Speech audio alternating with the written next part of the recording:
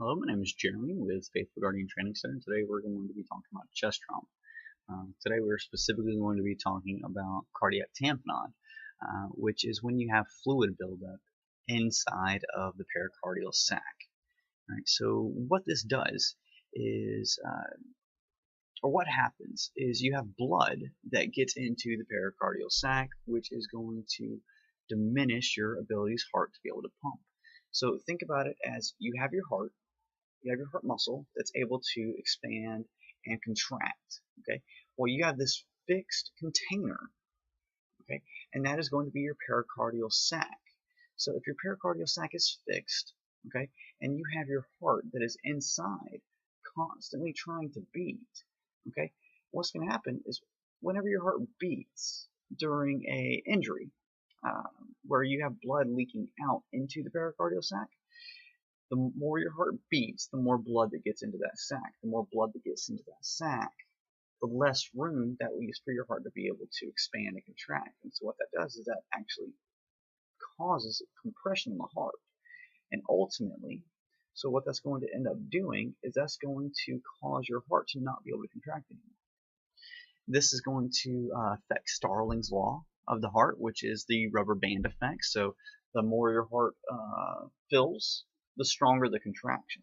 The more your ventricles fill, the stronger the contraction. So if you don't allow for a whole bunch of filling of those ventricles, you're not going to have a very strong contraction.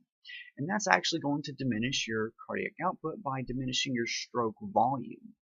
And so your heart is probably going to try to compensate by this by increasing the heart rate.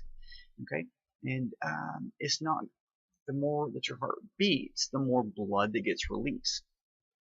And so what you're going to see is you're going to see three things. Okay, those three things are going to be, it's called Beck's triad. And that's going to be muffled heart tones, jugular vein distension, and hypotension or narrowing pulse pressure. Okay, so first thing, going back to jugular vein distension. Jugular vein distension is what you have whenever you have obstruction of blood flow returning to the heart. Okay, and so what you're going to see is you're going to see this engorgement of the jugular veins. Okay, and again, that means that you have an increase in your central venous pressure. All right, next you're going to have muffled heart tones, because if you were to take your stethoscope and you were to listen straight over the heart, which is right there, substernal to the left, in that fifth intercostal space, fifth rib, what you're going to hear is you're going to hear the heart.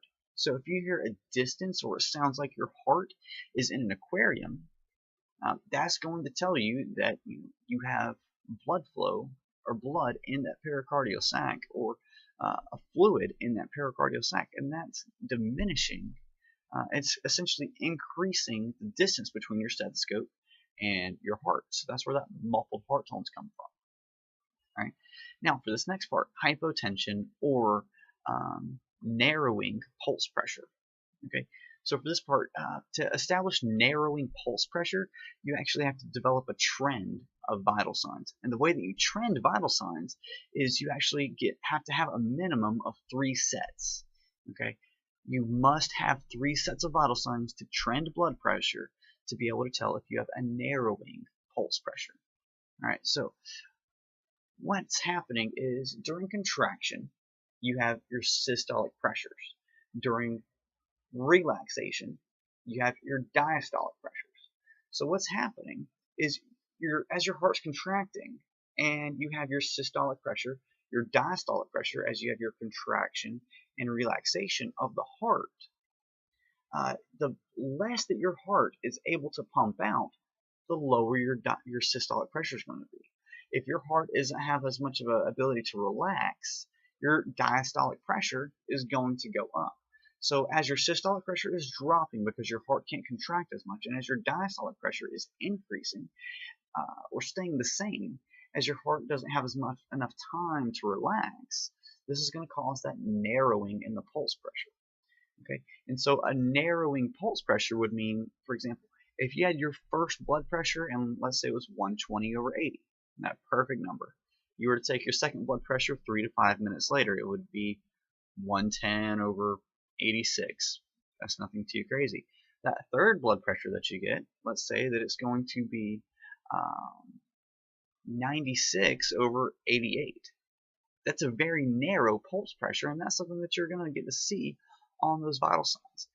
So again, muffled heart tones, jugular vein distension, narrowing pulse pressure. That indicates a cardiac tamponade, which is going to cause a narrowing of your pulse pressures. And the best way to fix this is going to be by doing a pericardial, or best way to fix this is going to be by performing a pericardial centesis, which is where they actually take a needle, enter the pericardial sac, and draw the blood off. And this is going to be typically performed in the hospital by a physician.